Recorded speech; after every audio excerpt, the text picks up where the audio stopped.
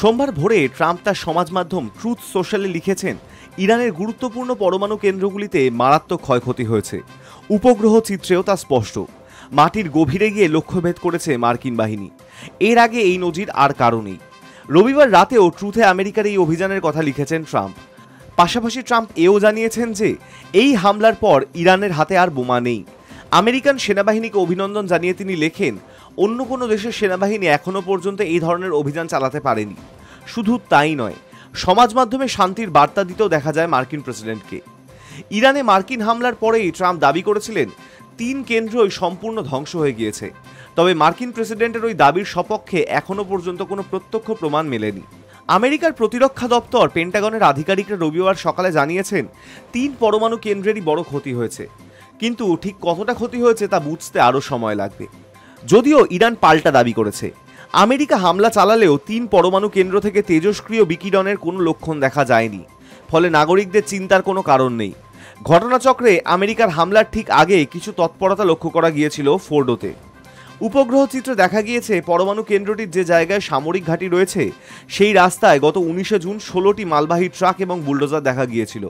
20 তারিখ উপগ্রহ চিত্রে দেখা যায় সেগুলি উত্তর পশ্চিম দিকে আরও 1 কিলোমিটার মতন সরে গিয়েছে।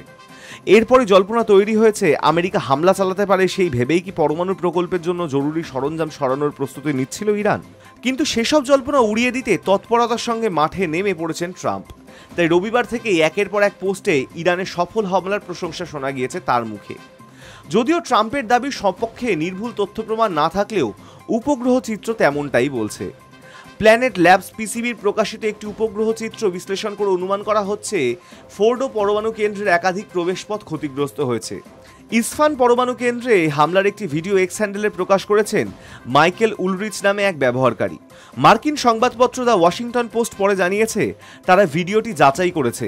37 সেকেন্ডের ভিডিওটিতে ইসফান পরমাণু কেন্দ্রের চত্বরে বিস্ফোরণের রক্তিম ঝলকানি দেখা গিয়েছে।